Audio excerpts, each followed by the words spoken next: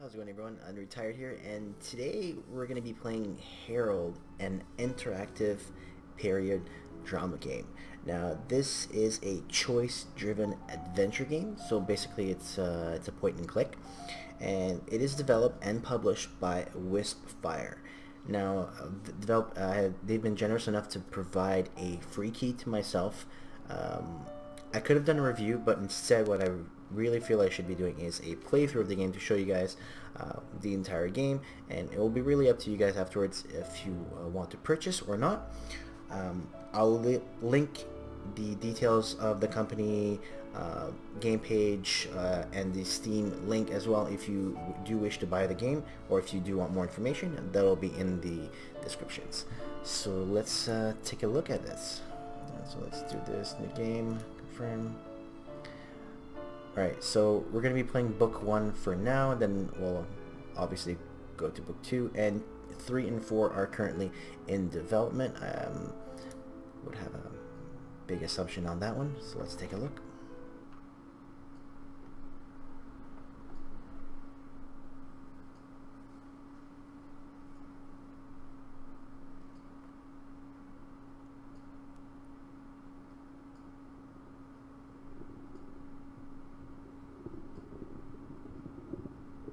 No sense of sound. No smell of air. Breathless.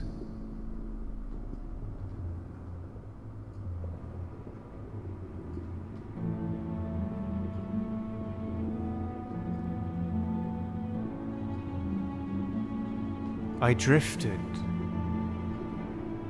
among faceless shapes, without a clear distinction of form.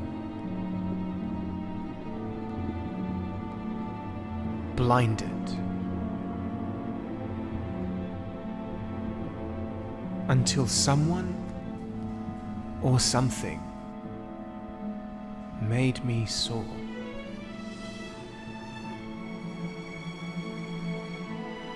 Higher and higher still I went.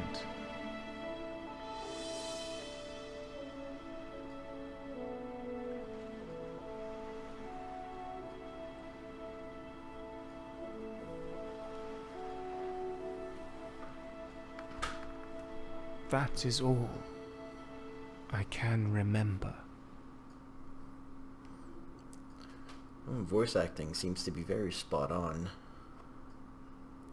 That's quite important in these kind of games as well.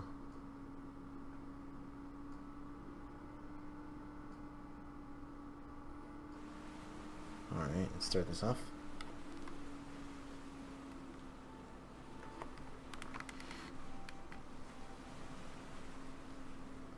I don't believe you. Now sit down. Okay.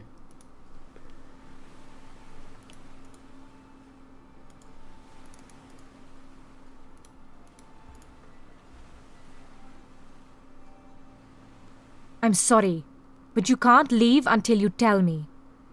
Where are you from? And what is it that you seek in the colonies? Alright, the Rennie, where are you from? I came from the west and I'm looking for my roots. I'm just a lone traveler. I seek nothing. I was born here. I'm merely returning home.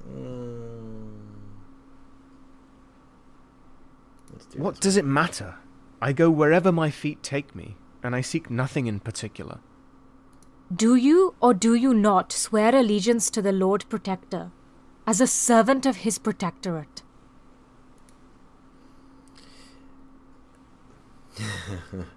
Don't we all? Silence. No, I am nobody's servant. Let's say nothing, just to see what happens. You don't have to speak. Your uniform already betrayed you. Oh, jeez. The bright blue fabric, the golden stitching. It tells me that you are part of the crew on one of their ships, probably a merchant vessel. The embroidery even says that you were the captain of that ship. Alright. Impressive. It smells. But what happened to your ship, Captain? I'm not telling you anything. I don't know. I'm tired. I would like to rest and talk later.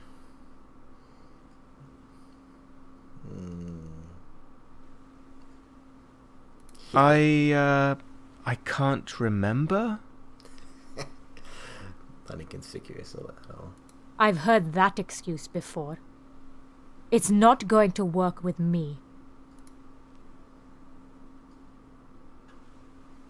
First, tell me who you are. I am the Rani, and you can address me as such. Okay. Now, is this journal yours? Where did you get that? I like how they move every time when they have an expression. It's pretty good. Who gave that to you? It says Devon Rensburg inside. Is that you?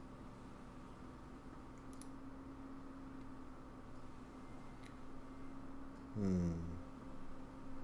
All right. I'm Devon Rensburg. And yes, that is mine. I already know it's yours. I'll give it back to you, once you've enlightened me on its contents. Oh, God. Now read it for me. And remember, I expect the truth. Again, where are you from?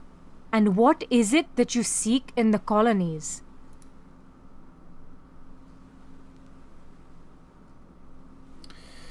I yearn to find my roots. I need an adventure, a new thrill to keep me going. I just want to get away from everything.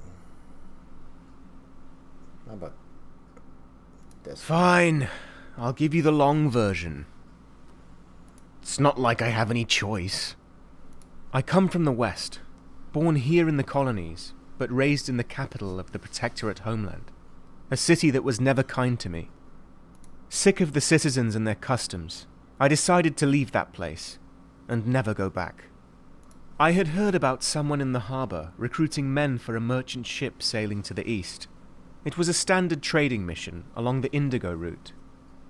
I had never worked on a ship before, but enlisting in the merchant navy was the only way for me to acquire passage across the sea. So that's what I did. The recruiter, Aaron Ludlow was his name, took me in a rowing boat out of the harbour, and there she was, his lordship's vessel, Herald. And our story begins, alright? Ire and irreverence.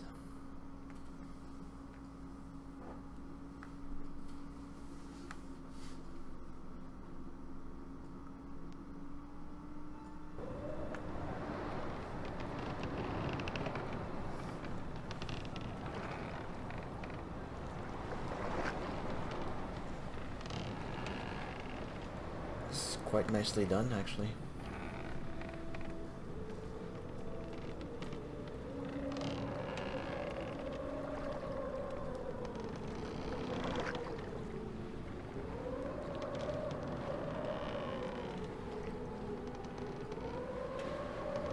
By God, Ludlow, have you read this?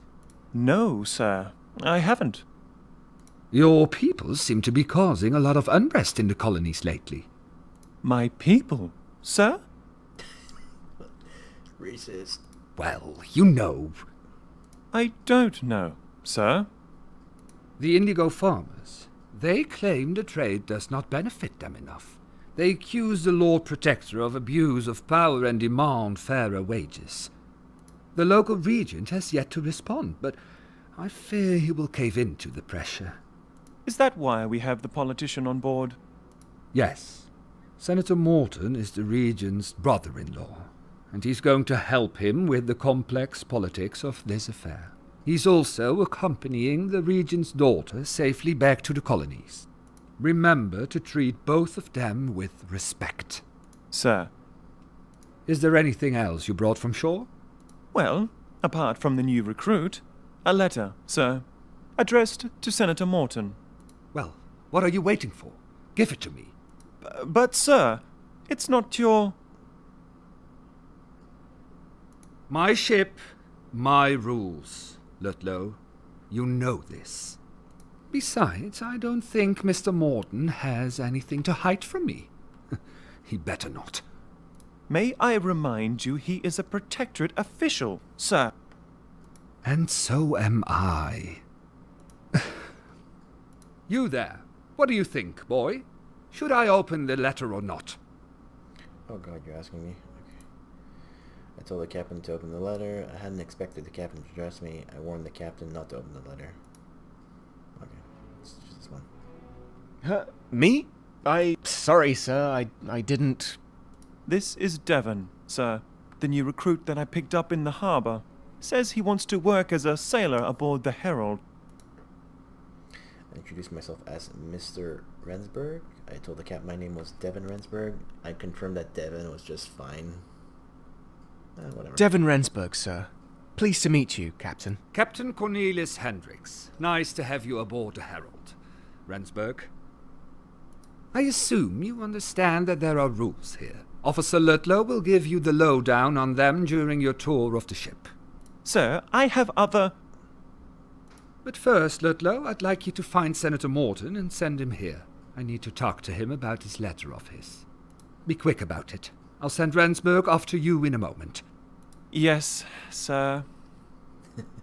Be sure to see me on deck, Devon. Yeah, no problem. So then, Rensburg, I take it you must be returning home to your family? I said yes, adding that I didn't know my family. Explained that my family lived in Protectorate. I told the captain I'm done with the Protectorate family. Okay. Yes, I am, sir. It feels strange to say that, though, since I don't really remember my family. I was adopted. I know my father is a Protectorian, and my mother is originally from the colonies. It won't be easy to find them. That's why I'm writing everything that might help me with my search down in my journal. Yes. Yes, I see. Well, you should look at my globe then, Rensburg. As you see, the colonies are very big. You should write it in your journal. Oh, what a prick. Well, off you go to your tour of the ship. Have a nice evening. Alright, you can click to inspect objects that are highlighted when you select them with the cursor. Try this on the globe, okay? There was a globe in the room. The ornate rooster on top stretched his wings out over the world, as if protecting it. New entry added, okay. Move cursor to the top of the screen to make the journal appear and click to open it, okay. This is Devon's journal where he collects all the information he finds during his journey aboard the Herald.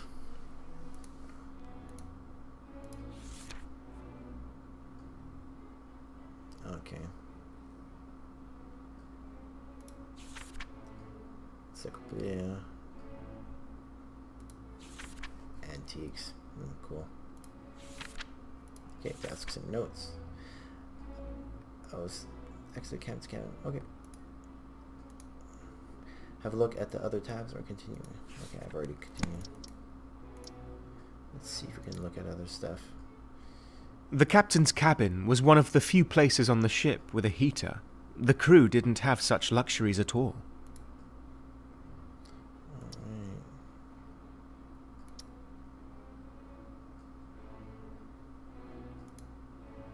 The paper stand on the captain's desk was filled with letters stamped with a Protectorate seal. Cornelius Hendricks seemed to be an important man. Alright. The captain's newspaper lay open on his desk. Colony unrest, it said. The rest was too difficult to read from a distance. Okay, anything else? Maybe I can zoom on him? No. Okay, let's see if there's anything else we can take a look at. Oh, this here. Looking at the display cabinet, I wondered what his collection of exotic and antique weapons said about the captain's character. Probably just a collector, that's it. Is there anything else we can click on? Okay, let's head out of here.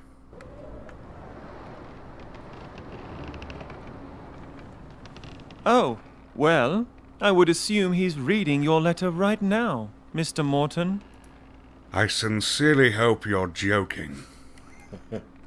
No, on the contrary, sir.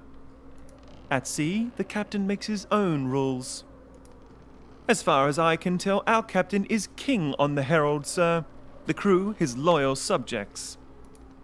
Officer, there are several reasons why the people got rid of the king back in the day. This is precisely the sort of thing that led us to abolish the monarchy.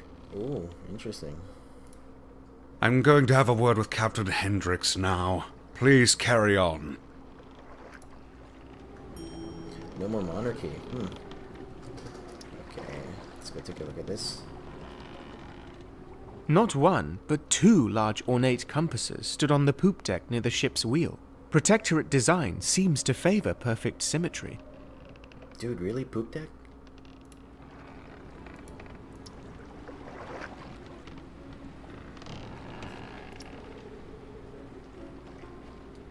I was quite often tempted to take over the wheel and sail us on a random course towards adventure, but that wouldn't have been a smart move.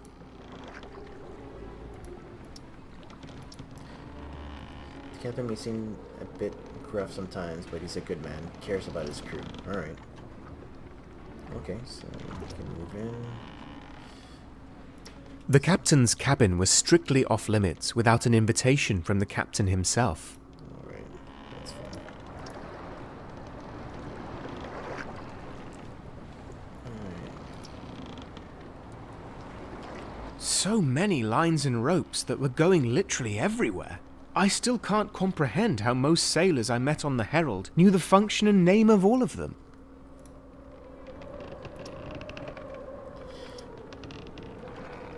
The bilge pump on the weather deck was used every day. Even in good weather, some water tends to end up below decks.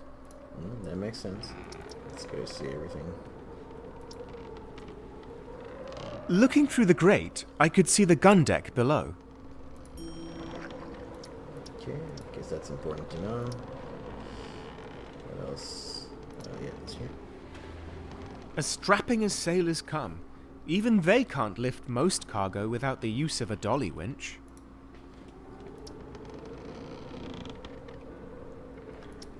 Oh, no, not this here. Oh. The lifeboats of the Herald had a capacity of 12 persons per boat. This was just enough to carry all the crew and passengers that were currently on board. Maybe. Alright, let's go talk to our man here. Be great if you could run, though. Be nice. Okay. That, Devon, was Senator Lewis Morton. Did you see the look on his face when I told him the captain opened his letter?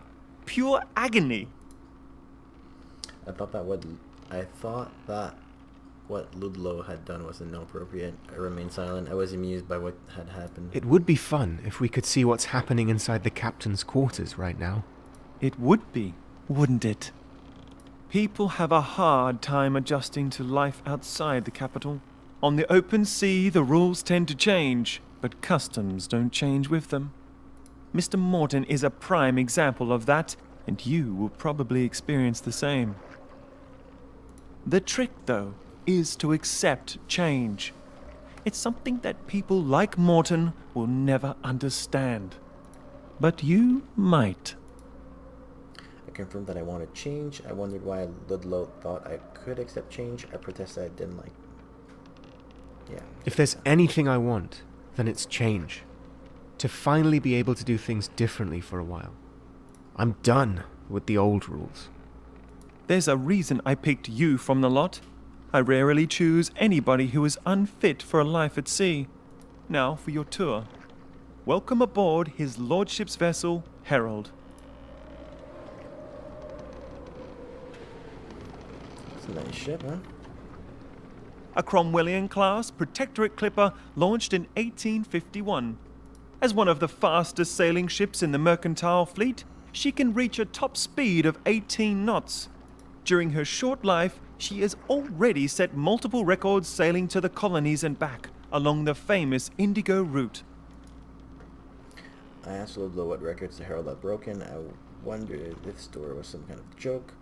I want to know how fast 18 knot was. Let's do this. Really? How fast is 18 knots exact? A knot is the equivalent of 1 nautical mile per hour. Since a nautical mile is a little over a regular mile, it means the Herald can sail at approximately 21 miles per hour. And before you start, we still use imperial measurement at sea. Metric is yet to catch on in the Navy. Proof that even sailors have a hard time adjusting to certain changes. Now let's move on to the deckhouse.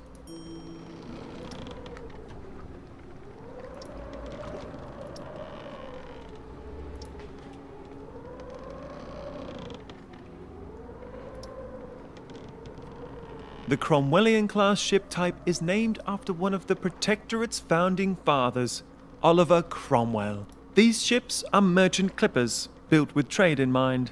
Making money is their sole purpose.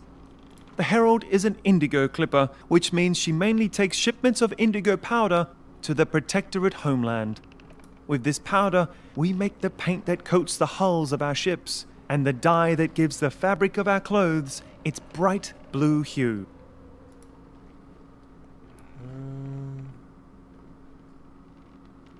Okay. You've lived in the capital, Devon. Never noticed the rooftops of its buildings or the clothes of its people?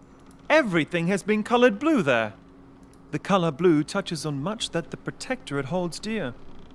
And indigo is made from a plant that produces the only known blue dye that withstands heavy wear. Until anybody finds a cheaper substitute, the indigo trade remains an invaluable part of our economy.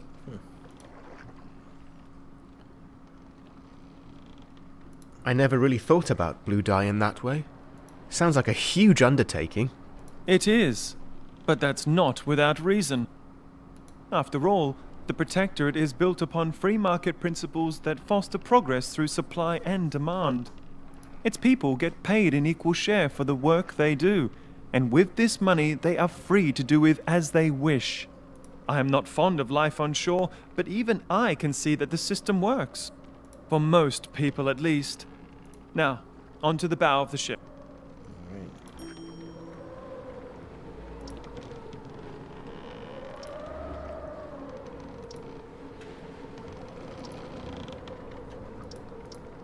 Yeah, you pull that.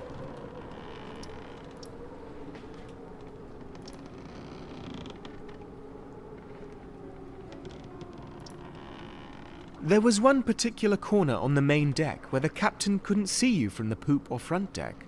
Littered with boxes, barrels and sacks, it provided cover for those in a bit of a lazy mood. We are standing on the weather deck right now, where you will work every day ensuring the safe passage to the colonies. You will be tasked with tying the knots, reefing the sails, and swabbing the decks. There will be no talking to first-class passengers, no idling around the ship at night, no begging, no fighting, no stealing, and most of all, don't get caught trespassing. Now that sounds like a lot for you to worry about, right? I'll manage. That's what I thought. Don't worry, it'll get tedious soon enough. Keep in mind that the dining saloon in the deckhouse is only for first-class passengers and officers during this trip. This was a special request by Senator Morton, so please steer clear from the saloon if you want to keep out of trouble. Alrighty. Anyone without a blue coat should just use the service stairs through this door here. Now, is there anything in particular you would like to know?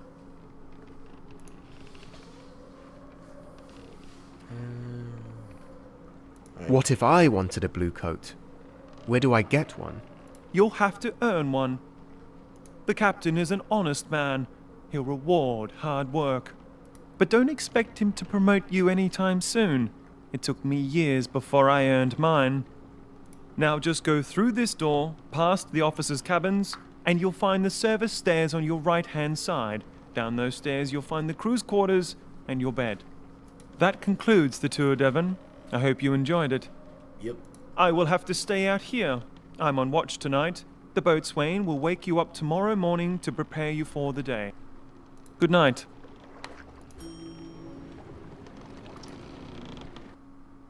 But I don't want to. And take this thing back. Okay. But Ian, it's a gift. I don't need it. I don't need any of this.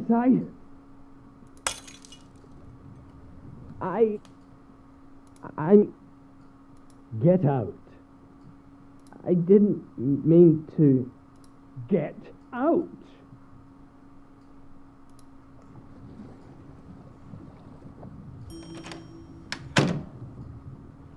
Alright, let's... I wondered if everything was all right inside.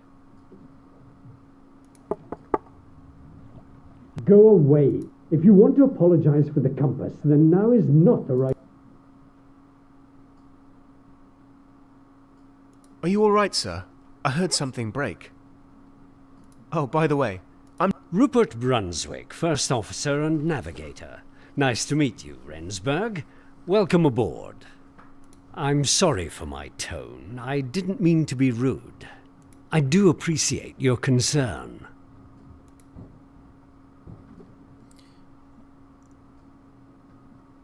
I didn't mean to intrude, sir. I was merely concerned. Thank you. I'm fine now. Okay, give me your compass. But let me give you some expert advice, dear boy. Be careful whom you trust on board. Alright, I'll remember that. Some people might not be worthy of your friendship. Keeping to yourself will save you from disappointment. Now, off to... Okay. Locked. What's here? I was quite surprised to find a flag in the drawer. I'm sure it would not have pleased the Lord Protector to see our symbol of power tucked away in a nightstand. Can you take that? I was quite... Okay, you can. What else? It was a peculiar place for a sink. I suspect it didn't fit in the officers' cabins. God forbid that officers have to use the same one as the rest of us. Okay. Let's go here. Crew quarters.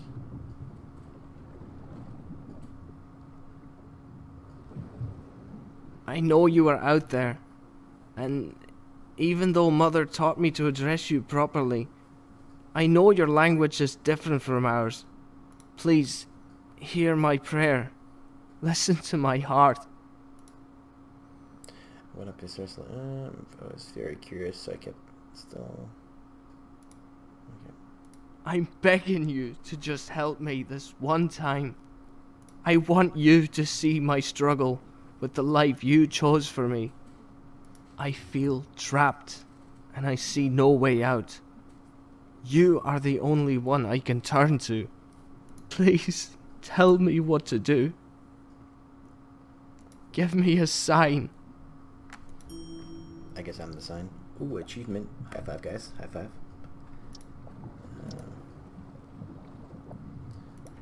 Boxes, big and small, were everywhere on the Herald. I wondered what was inside the one on the table, but I didn't dare to open it.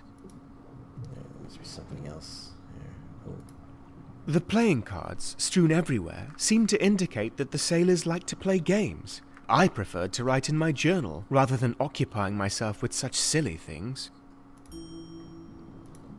On the table stood an open bottle of wine, and there it remained for the rest of the voyage. Maybe I should have taken it to the galley to be used as vinegar.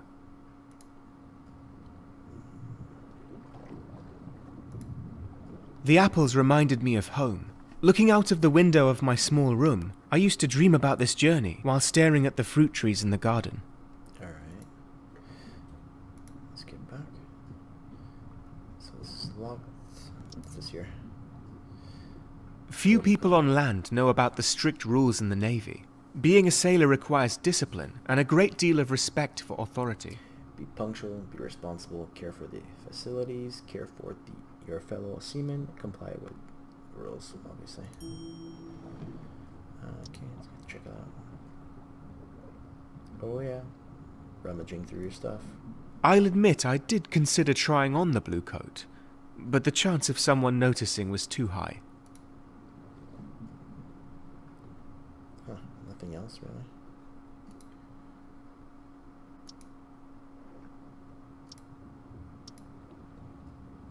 Whoops. Didn't mean to do that.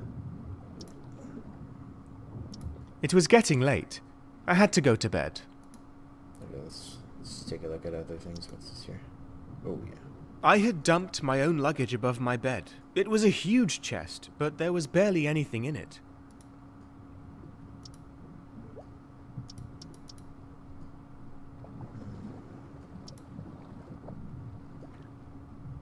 You can't smack the kid around or anything. Okay. Oh, let's take a look at this. It's a suitcase. Come on. All crew carried luggage, some of them more than others, but nobody carried as much junk as Hjalmar Olsen. Why? I had no idea. He was carrying my extra stuff. My extra stuff, for sure. Alright guys, we'll end it up here, and so this is the first part of book 1. I'm enjoying this. Voice acting is pretty spot on. Maybe the kid's voice is a bit odd or maybe out of place, but apart from that, I'm enjoying, and I hope you're enjoying too. And stay tuned for the second part of our playthrough.